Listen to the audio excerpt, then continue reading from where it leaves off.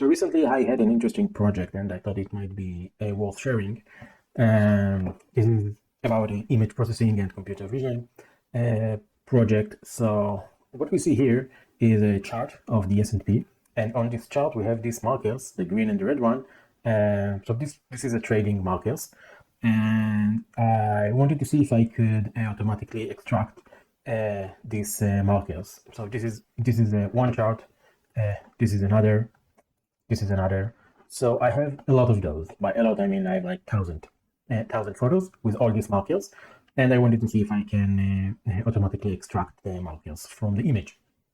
So originally, what I thought is this is a classic problem for an object detection, maybe YOLO. All I need is just a model that knows how to recognize these triangles, and I don't have one.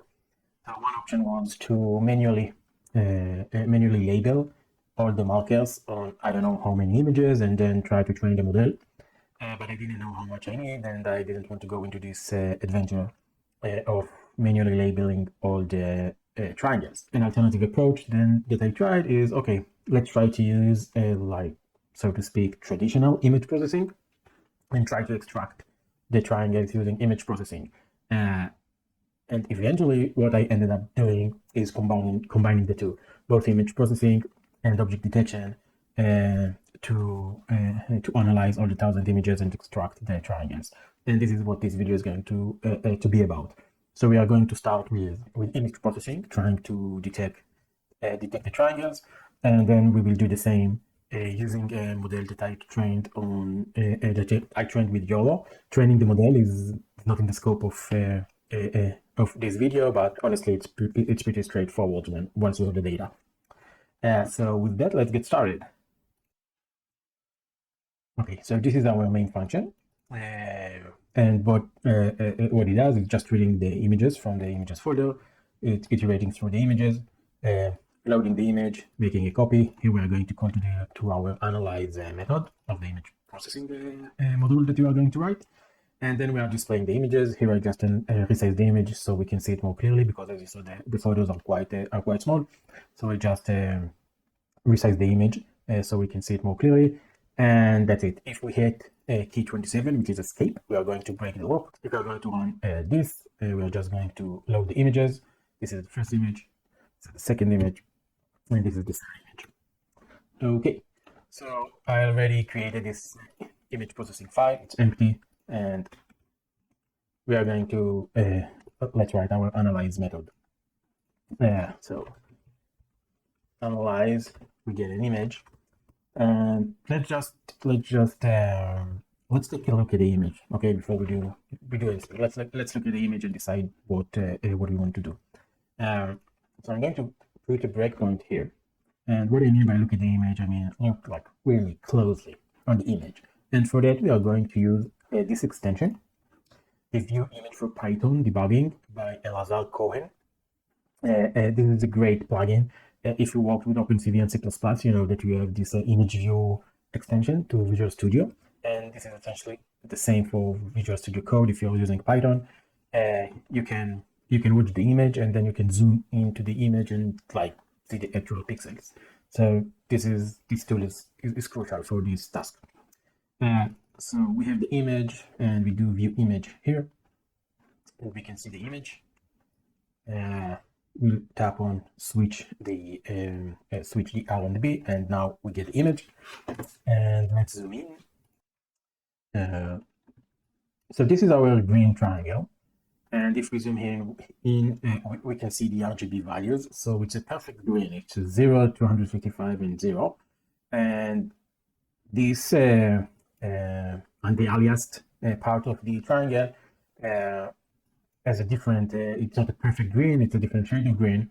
So you can see that the green channel, the middle one, is like the highest. So 50, 164, 27. So the green is the largest value. And this is how I thought originally to isolate the triangles. Okay, so the idea is, let's filter the image. First, we'll filter the image by all the greens that in the photo, and then we will filter the image with all the reds that in the photo.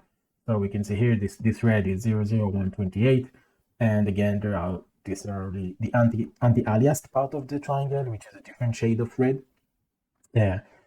So this is one shade of green and red that we have in the photo. But we can see here that we have another red. So this is more like a perfect red, like 00255, and this is different shade of reds.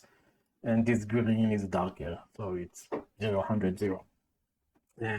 So this was my first thought was, okay, let's try to find some RGB value to filter the green and the reds. But because we have different shades, it occurred to me that maybe a better approach would be to convert the RGB to HSV, hue saturation value, and let's examine the hue part, and let's see if the hue is the same for all the different shades of greens that we have in the photo. So that's what we'll examine now. So we have our HSV will be CV2. So let's input CV2 and IMG, and we want to do a color BGR to HSV. Okay, so this should give us our HSV, and let's put a have a breakpoint here. Let's see that we are calling the analyze method. We want this breakpoint. Yes, we are calling analyze, and we have the breakpoint here. And let's see. Okay, so view image. Let's look on our RGB, and here we have the HSV. It's automatically showing this plugin will automatically put here all the NumPy arrays that you have. So let's zoom in, and another cool feature of this plugin is it hits the zoom in across images. So if you're zoomed into this area, if we switch to the HSV, it just keeps the same zoom level, the same location on the photo. So remember, we are this is our RGB or BGR, and this is our HSV. So we can see that the hue, we don't care about the saturation and the value. We only want to see if using the hue channel we can filter all the greens. So we see that this one is 60, and this is this green. Now let's go to this green that we have here, which was in the RGB, the green was 100. So we see that here the hue is also 60, 60, 61, 70, and if you see the triangle here, so 64, maybe 80, so more or less 60 to 80. Okay, this one, let's look at this one. So it's 70. It was 70, and I don't know, let's see what's this one. If it's part of the triangle, yeah, I can say so. So it's 80. So 60 to 80, more or less, on this green. And on the brighter green, which was here, 60, 60, 60, 60, 65, 70, so also 60 to 80. And this is what great with HSV is it doesn't mean what's the shade of the color. This green and this green, they are both green, and the hue value for both of them is the same, and anywhere between 60 to 80. And now let's look at the reds. So here we can see that the reds are 0, 0, 0, 0. So all these reds are 0. And if you go to this red, they're 0 as well. Here we have like these two are 180. Okay, and this is the thing with the red value. Here is the color wheel of the HSV. So the H is this angle, and you can see that red is on 0, but because it's a circle, a red can also be around 355. So if this is red, so anywhere between 350 to maybe 20, more or less, these are the angles for the red. Now HSV is between 0 to 360, and in OpenCV it's important to note that because they need to fit the hue value into 8-bit, so it's going to be half of this. So in OpenCV, the entire circle of the colors are between 0 to 180. Okay, so So the red values in OpenCV are going to be around 0 to both sides. So 0 to 10, 20, and maybe 160 to 180. Okay, 160 to 180 is on this wheel going to be 320 to 360. And the same for the green. So if in OpenCV we saw that the green was 60 to 80, so on this wheel it means that it's anywhere between 120 to 160, so somewhere here. Okay, so it's important to remember that in OpenCV it's not 0 to 360, it's 0 to 180. And the red, because it's the beginning or the end of the color wheel, it has both. It has two sides for values, both the end of the wheel and the start of the wheel. And this is what we see here. We see here that we have 180 and we have 0. Okay, so we are going to have two ranges for the red value. Okay, so let's stop and let's write a function to filter the image by green. So I'll bring here the function. I'll copy paste here because I don't want this video to take the entire day. So we have get green mask. It gets the HSV function, and let's import numpy. So we define an array. We are going to filter the image, and we are going to give it. The minimum range and the maximum range. So we're going to do 30 to 80. This is a larger range than 60 to 80 that we talked about. Let's do 60 to 80 and see. And as for the saturation and value, as I said, it's less important. So we are taking like going from low range of saturation and values all the way to 255. What's important is this 60 and 80, which is the U channel, and this is the green. We initialize a mask image with all zeros. This is going to be a black image, and then we are going to iterate all the ranges. So here we have a single range. The reason that ranges is an array, because for the reds we are going to have multiple ranges that we would want to filter. So I already made this function to get an array of ranges, and it's going to filter range by range and combine them together. So we are taking the lower bound and the upper bound of the ranges that we want to filter. And again, this is the lower bound, this is the upper bound, and we call to the inRange function of OpenCV. We give it the image, the lower bound, the upper bound, and we get the mask. Okay, the result of the inRange. It's returning a mask of white pixels where the range is met, and then we combine them together for all our ranges, and until we get our mask with all the ranges that we defined here. And here we have only a single range. So let's call this method, and we get the green mask. Green mask. We give it the HSV, and yeah, let's run it and see. Okay, so we are going to view the image, and you can see now that within this plugin we have the image, we have the HSV, and we also have the green mask because it's detected the green mask being a numpy array. And we can see if we look at the image, so this is our RGB and this is our mask. So let's look at the triangles specifically because we want to see that we got all the triangles.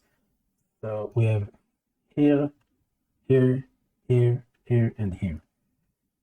And let's switch to our mask. Yeah, looks like we got all of them. 1, 2, 3, 4, 5. And in the mask, 1, 2, 3, 4, 5. Okay, we also got obviously other green parts of the photo, but it's okay, we will have to deal with it. But we were able to extract the greens, which is great. So let's do the same for the reds. We'll do get red mask, HSV, and we'll have the ranges. Okay, So we have the start of the wheel, so between 0 to 15, and we have the end of the wheel from 165 to 180. Okay, this is all the two ranges of the red value, and name of the function actually is going to be the same like for the greens.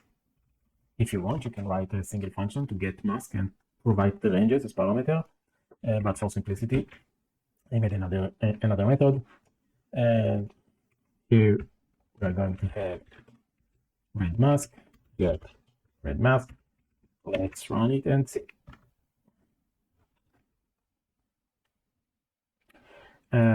So again, view image, and let's focus on the reds now. So we have 1, 2, 3, 4, 5, and the red mask is here. So this is our image and the red mask. So we have 1, 2, 3, 4, 5, and let's zoom in, just an example. So this one, and the mask, yeah, it got all the reds, so that's good. So we have two masks now. One of green. This is our greens. This is our reds. What we can see, we want to now reduce some of the noise that we have in the image. So we can see that here the status bar and here the price bar. This is quite a lot of noise that we can easily remove if we just crop the image to ignore that part. So let's do that. So here we get the image, and what we do, we just take we remove the first 40 pixels on the y-axis. So we take only from the 40 pixels to the end, and on the x-axis we take from the beginning until 100 pixels before the end. Now we need to see how we get triangles from this mask, right? If we look at the mask again, so we have this blob or contour. So the first thing that we are going to do is we are going to run a find contours on the image, and find contours will give us all the white contours. Once we have the white contours, we will have to see if the contour represents a triangle. And the way to do it is to take the contour. Again, contour will be just a polygon with all the points of this blob, of this contour. And we have a function in OpenCV called the proc_poly_dp, which basically what it does, it take a polygon and it tries to approximate the points, approximate the polygon. So it's simplifying the polygon and taking providing an approximation of the polygon by representing the polygon with fewer points. And if we provide the sensitivity parameter to this method, and if we use like the correct value, we don't know what is the correct, but if you use the correct value, then the polygon will be simplified to have only 3 points. Okay, because if we're going to simplify the polygon, a polygon that is a triangle, if we simplify it, we are going to get a triangle. So here is a better explanation of the contour approximation. Given we have this contour, so we can see on the right the polygon that represents the contour. It takes all the points of the contour. The polygon includes all the points of the contour, but if we provide a higher epsilon value, it's going to ignore these points that are not far enough from the polygon, and it will just give us an approximation of the contour, which is this square. So this is what contour approximation is. And if you do the same, if instead of square, if you're going to have a triangle, so using a proc_poly_dp with like a correct epsilon value will simplify the polygon, and it will be a rectangle. And they recommend here using epsilon, not recommend, it's just an example of using like 10% of the arc length of the contour. But again, this is a hyperparameter that we have to experiment with. And so let's try and do it. So let's go. So define a new function, find triangles. It will get a mask. And we are going to first call find contours. So we give it the mask. We want to get all the contours in a tree. and no approximation. So it will provide all the points of the contour, the entire polygon, all the points in the polygon. And now we'll have our triangles. This is going to be the result after we find the triangle, and we'll go over all the contours. We do the approximation, approx poly-dp. We'll give it the contour. We'll use 10% of the arc length of the contour. The second parameter is closed. Yes, the polygon is closed, and this is also true. So now approx, it's also a contour, but it's a simplified contour, and we want to check if the length of this approximated contour is 3, meaning it has 3 points. If so, we are going to append this contour to our result, and eventually we're going to return all these triangles. Okay, so we have a method to find triangles, and now let's just call it with the red mask and the green mask.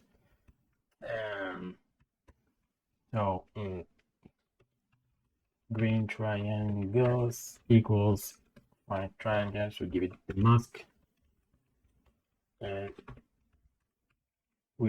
so green mask, red mask, red triangles. Now, okay, so green triangles and red triangles are the contours. We don't care about the entire contour. We just want the bounding box of the triangles. So let's just take the bounding boxes. So for T in red triangles, we're going to have the x, y, width, height equals CV2 bounding vect of the contour, and radius dot radius. And we are going to append the x, y, width, height. So this is the bounding boxes for the greens. It's for the reds, but let's do the same for the greens. So over the green triangle and greens, and eventually we'll return a total of the red bounding boxes and the greens bounding boxes. And back to our main function, let's call this, so we already called the analyze, and we get here the red triangle, well, not triangles, but bounding boxes, but bounding group boxes that represent the triangles, so it's good enough. Red triangles, green triangles, and let's visualize the triangles. Let's draw them on the image. So we will have a method draw triangles. We are going to pass it the image and the combined array of the red triangles and the green triangles and the draw triangles. I will just paste it here. So it gets the image. We put text like the like how many triangles we found. So we are printing this text on the image. Then we are iterating through the triangles, and we are taking the x, y, width, and height, and we just draw a triangle on the photo. And once we draw the triangles, we are going to show the image, and let's see what we get. Ooh. So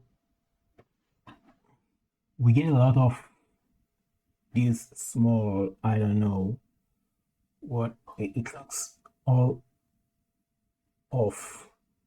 Oh, right. Remember here in the image processing, we cropped the image, so our bounding graph, the bounding graph that we have are matching the coordinates of the cropped image. We will have to add this 40 pixels that we removed here. We will have to add it back. Let's see now. Okay, that's better. So we got this. We missed this green one.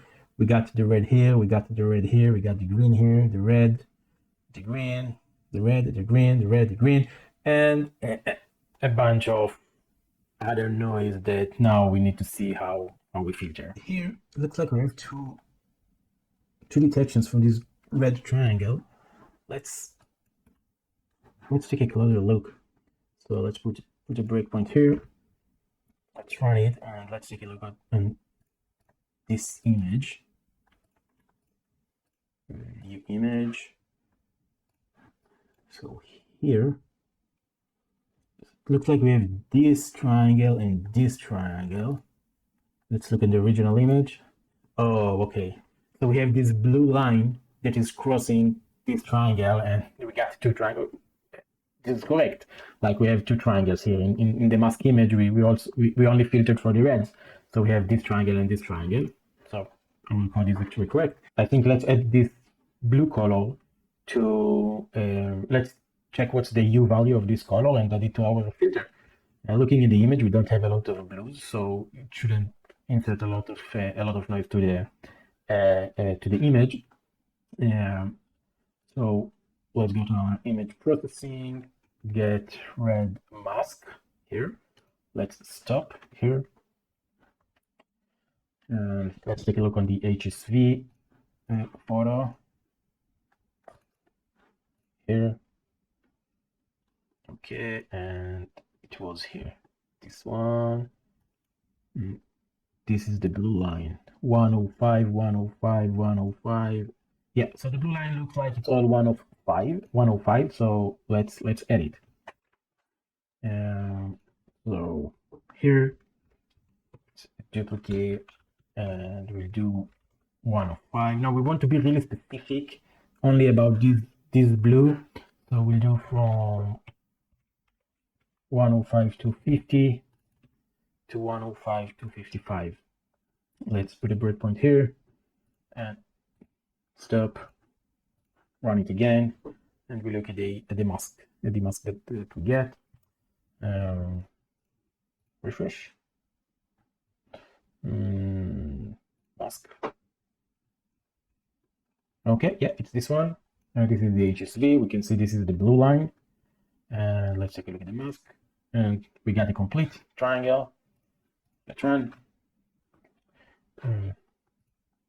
Let's look at our detections. So yeah, the entire triangle, single detection, including the blue line. So we solved one problem. Now here we didn't get a detection at all. You see, I guess because we also this line here, this horizontal line, is green as well, and it's connected to this triangle. Okay, let's look at our get green mask. If we look at the breakpoint here, let's take a look at the green mask.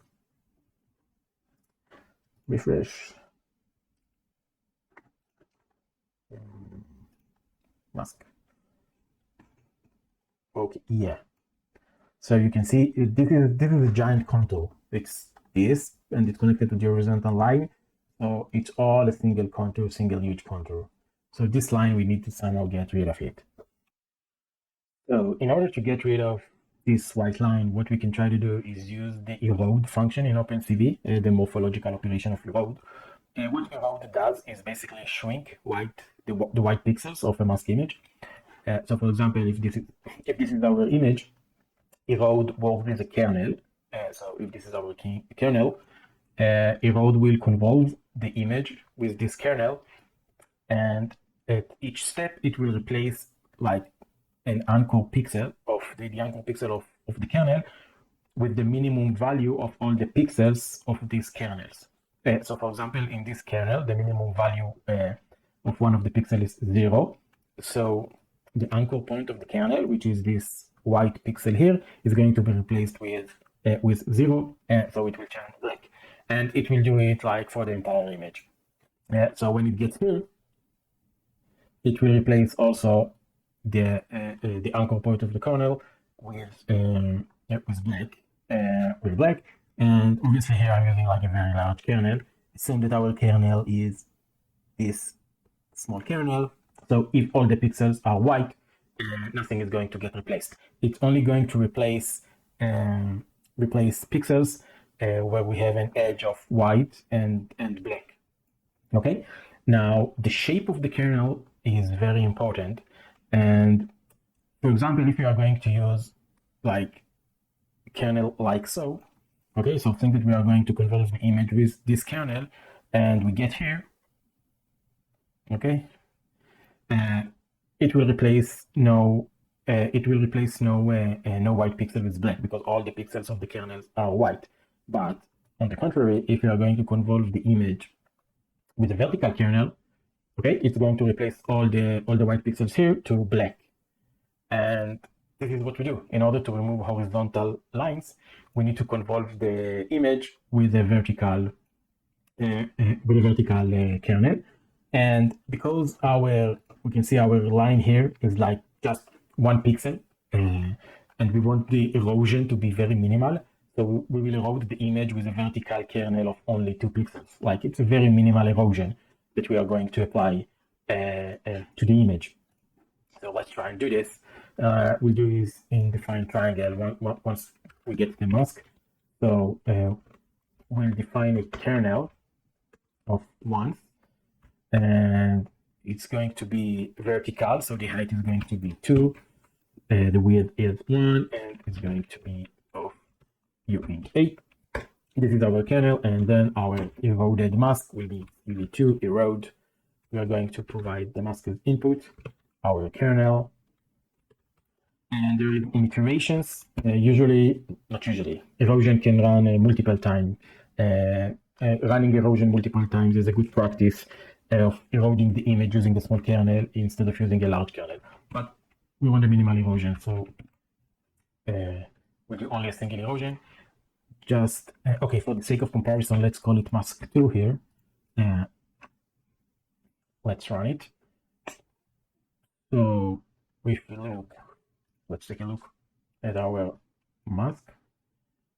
Okay, so this is our original mask, and this is the eroded mask. Let's zoom out. This is the mask, the eroded mask, and as you can see, we got rid of the horizontal lines that we had on the image. Now let's check the effect on the triangle itself.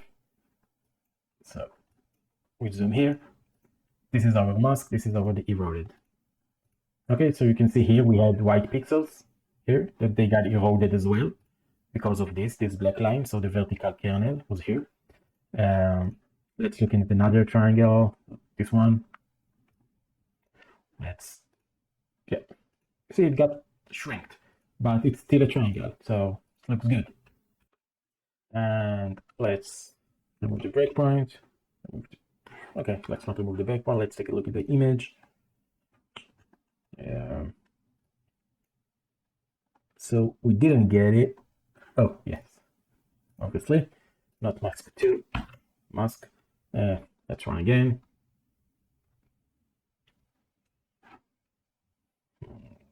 Refresh. And yes, we got it. So here we have our green triangle, and this is our red. Okay, so it doesn't cover the entire red. Also here, looks like the detections are offset to the downside. Oh, right, yeah, that makes sense. Because we eroded the triangles, so when running the detection, this part of the triangle doesn't exist because of the erode. So the contour is starting here and not here because we don't have this pixel. And we can see it's quite consistent. Yeah, across all triangles that it's missing like the top section of the triangle because of the erosion. What we can do in order to fix it is in defined triangles. So before we append the triangle, we can offset the contour. Let's breakpoint here. Let's take a look at what is the contour. Rocks. Okay, so this one. So it's an array of points. It's like a 3D array. So we need to reduce the y value in order to take the triangle, take the contour one pixel upward. We need to decrease the y value of the contour by 1. So rocks minus, it's a read the array. We don't change the X, we just reduce 1 pixel. Okay, and let's run again. Do we still have the breakpoint here? Yes. Our image. Okay. Yeah, so we can see now that we cover the entire triangle. It's only 1 pixel, yeah, it's not that big of a deal, but yeah, now it looks better. Okay, next. So we have all these blobs that got detected as triangles. I think that we can simply filter them because our triangles, it's quite consistent that they are squares, so the width and the height are more or less the same. These are all elongated squares, so I think we can filter them. If we go to our image processing, so before we append the triangle, we don't need the X, we don't need the Y, we need the width, the height of bounding rect of our triangle. And let's say that if the width and height are more than 2 pixels apart, let's continue. Okay, so we will keep only contours that the width and the height are more or less the same. Let's run it. Still have the breakpoint. Let's refresh the image. And this is more than 2 pixels. Let's see if odds width minus 8 is greater than 2. Continue. Let's close this one. Let's run again.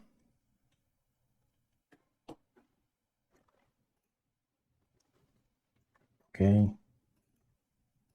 View image.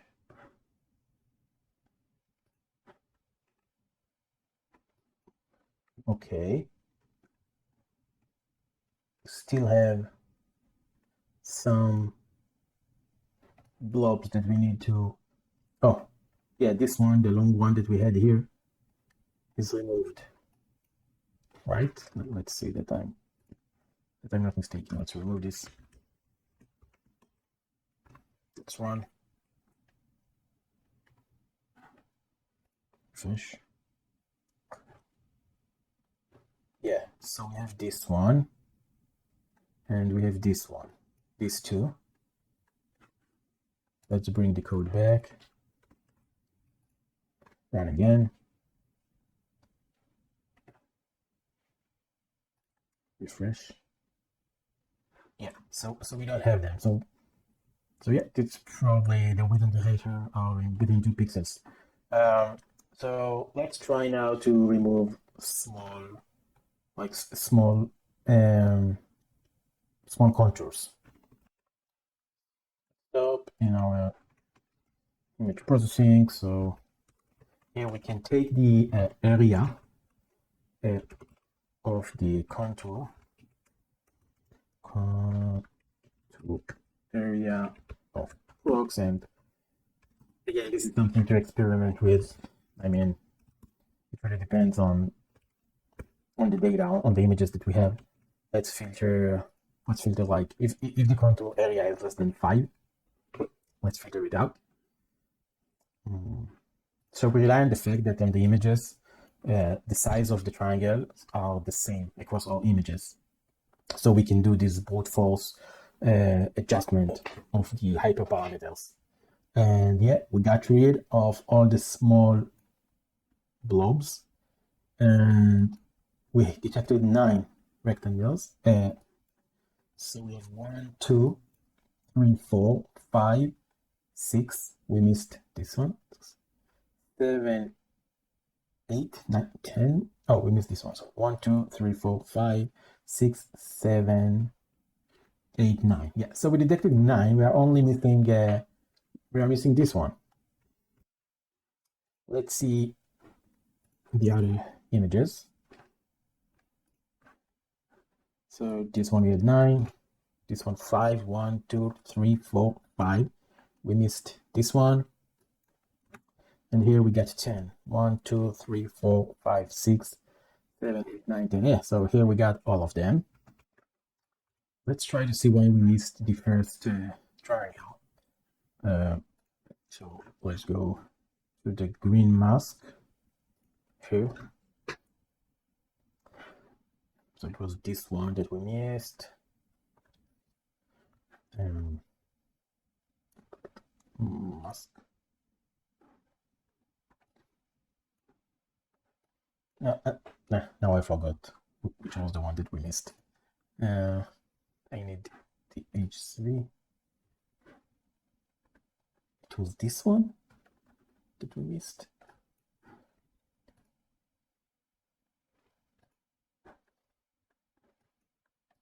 This mask. Okay, yeah, so it's not really a triangle. Like we're missing here 2 pixels. These 2 pixels. 58, 22. And we filter like 60 to 80. I'm looking at the U value. U. So this is 58, this is 60. And yeah, so we're missing this one in the mask, right? If we had it, maybe the approx poly DP would include it and we will have a triangle. Yeah, so maybe we will to the 60 to 80. Maybe it's too narrow. Let's increase to 50. As long as we don't have like noise with noise pixels in the image with the U of 50, we should be okay. So again, this is our triangle and this is our mask. Okay, so now it looks more or less like the mask looks more like a triangle. Let's see in the result what we get. Yep, we detected all 10 triangles. 1, 2, 3, 4, 5, 6, 7, and all 10 contours that we detected are actually triangles. So here we detected all the triangles. Here we still missed this one, and here we got 11. Oh, so yeah, I don't think we had this one before. So now we have this one. Okay, so this is the thing. I will tell you that that when working on the project, I really tweaked all the parameters and I did some more filtering on the blobs in order to remove the false positive, and it's beyond the scope of this video because now I want to move to the object detection part. I will say that this is more or less what I ended up with. So the only thing that I added in order to get rid of these y's, the y in the by always got detected as a rectangle. So what I did, if you look at the mask, you see that the rectangles are more or less isolated. Okay, there's nothing around them. It's just a rectangle. And when we have text like this by, there is this text here. So what I did was take the bounding graph of the detected contour. I expanded the bounding graph to include some parts from left, some parts of the right, and I checked if the entire extended areas are black. There's nothing surrounding them. I assume it's a rectangle. If I do detect some white pixel to the left or to the right of the bounding of the detected triangle, I assume it's a text. By filtering these contours, I more or less got I got better results, but still I couldn't detect all the rectangles. I got like 80% correct. Okay, so having this detection working, I was able to run through all the 1,000 images that I had, and I extracted rectangle, and I built a data set of images with the green and red triangle. And using this data set, I went to the Ultralytics hub, which they have the YOLO model, and using a free account, I was able to train. You see here, I trained several models, like YOLO V11 and YOLO V8, the large model, the extra large model, 100 epochs, 200 epochs. Just it's really easy to train a YOLO model in the Ultralytics hub. You just tap train a model, you choose your dataset parameters, and they give you a code snippet to run on Colab, and you train the model. It's really easy. I mean, maybe I'll do a video about how to train, but really it's so easy. There's nothing much to explain. So I trained several models just to play with it, and I downloaded the model, and now let's incorporate the model into our process. Okay, so let's stop, go to our file, let's call it YOLO.py, and in order to run, you see here under models, I have all the models. Okay, we will pick one and we will use it. So we are using Ultralytics in order to from Ultralytics we want their class, and we want to load the model only once, so it's a global variable, and let's do, I'll just bring the load model function here. You see, I played with several models. Let's just see that I have this one here. Trades now test V11 large. Yeah, 200 epochs, so it's here. So this is our model, and we want to run the analyze using either image processing or YOLO. So we will define an analyze method on our YOLO, and it will have the same interface. It will get an image and it will return a tuple of the reds and green triangle. I already have this method ready. So this is the method. Analyze and gets the image. Here also we are removing the top 40 pixel and the right axis. We are loading the model. We are running the detections. The image size of the model can have either 640 or 320. So here we will use the larger version of the image 640. We take the results. We iterate through the results, and here the YOLO returns the result in XY with height. So the XY is the XY of not the top left corner of the detection, but of the middle, the center of the detection, and the width and the height is the width of the height of the detection. And we convert. We are taking all these four values and then just converting them to integers. So we have the x, y, w, h. Now, because the x and y's are the center, what I do here, I convert the x and y to be the top left corner, so it will match what we return in the bounding left of the contour, like we do in the image processing. And here I'm putting back the 40 pixels that we removed here, and I'm checking the class. So in the training, I had two classes. 0 is by. 1 was 0 was the green triangle by, 1 was the cell, the red triangle. So based on the class of the height of the current detection, I just append to the greens or append to the reds, and we can call it.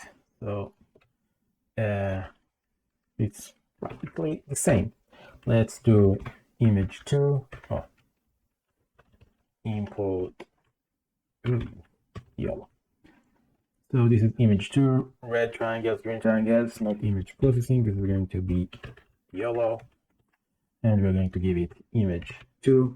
We are going to draw the triangles on image 2, and then we resize just for visualization. And okay, let's call it YOLO, and let's call it proc, and show image 2, and yeah, let's run and compare. Now on my machine, I don't have an NVIDIA GPU, so it's going to run on the CPU, and it's going to take some time to load the model and then to analyze the image. On the V11, the large model, it takes, I think, like 500 milliseconds to 1 second to process the image, and it also takes some time to load the image. Okay, so left is the image processing, right is the YOLO. We can see that in the image processing, we know that on the first image we have all correct.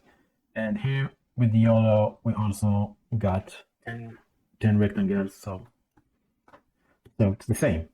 Now let's analyze the second one. 5 with the image processing, and we also got 5 with YOLO. So 1, 2, 3, 4, 5. So interesting. In image processing, we didn't get this red one, and we get the green. With YOLO, we didn't get the red, but we didn't get the green one. So we already see that maybe we can combine the two. And here in the image processing, we got 11. We got this false positive on the Y. Here we got 8 triangles. Why? We missed this one, we missed this one, and we got all the rest. So no false positive. We just missed. We missed 2 triangles. So this is, we can see that also with the object detection.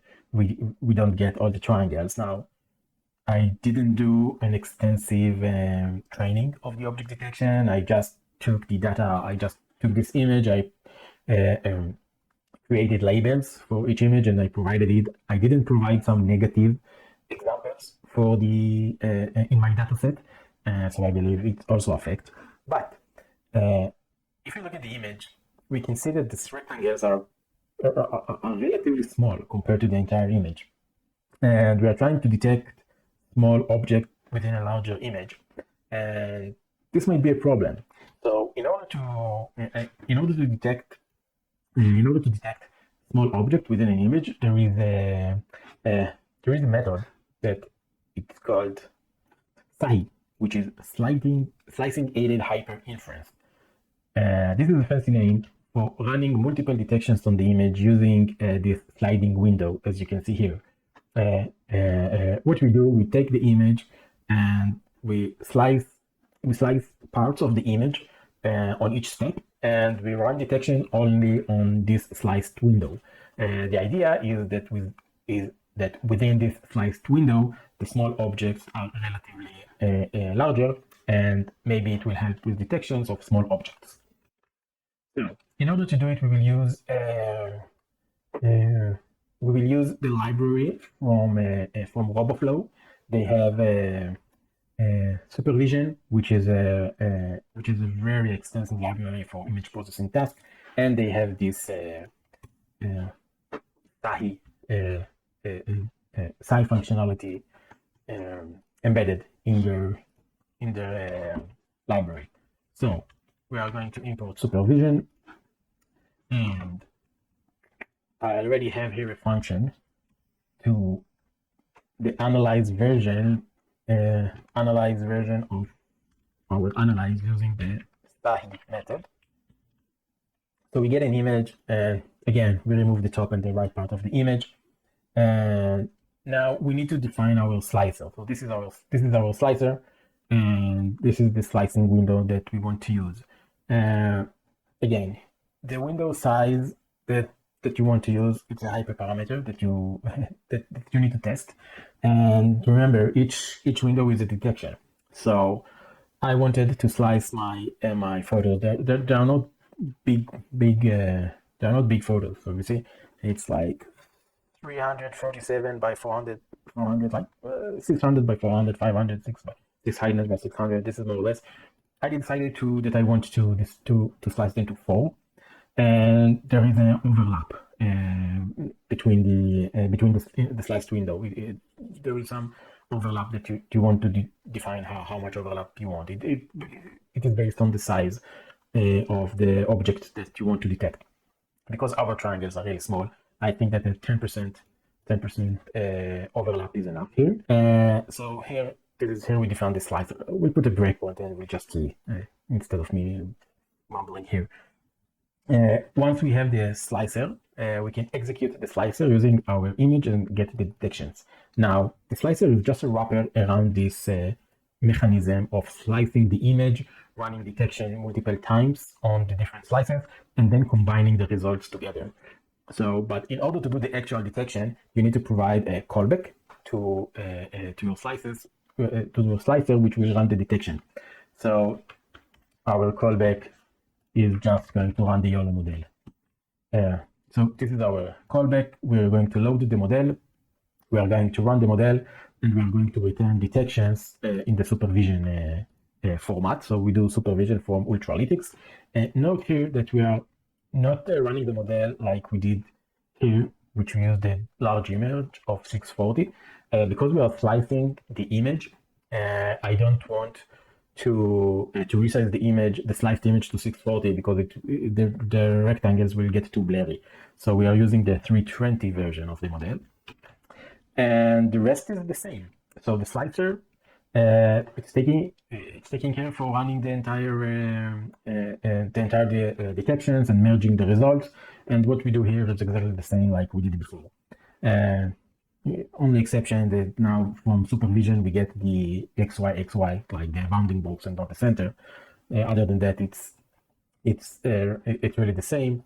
Let's put a breakpoint here, and let's, instead of analyze, call to analyze, and I'll run it, and I'll get back when we stop on the breakpoint, because again it's going to take some time to load the model. Okay, so our image width is 473 and the height is 437, and this is the slicing window. Width is 249 and the height is 231.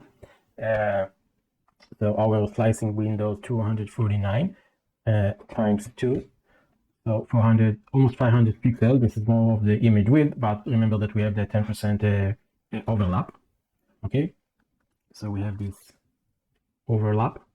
So if our slicing window is 249, so this is 249, and we have a 10% overlap, it means that here is going to be 224. And if to 224, we are going to add the windows size, this one, which is also 249, we get exactly 473, which is the image, the width of the image, and the same for the height. Okay, so using this, I get exactly four slices. Now, I will stop it. We have verbose too. I wanted to have verbose too. I thought that verbose was false. So let's run it again. I want to have verbose too, so you can see here at the console that you will see how many times it is calling to the YOLO detection. It will print here. It will print here the number of times each time that it's calling the YOLO detection. So you can see it will call it 4 times. So it's printing the image name, and here you see 1, 2, 3, 4, and did we get the results? Yes. So the first image, image processing and the YOLO SAHI, we get 10. This was also the case with regular YOLO. Now we'll go to the next image, and you will see here it will go to run detection again 4 times.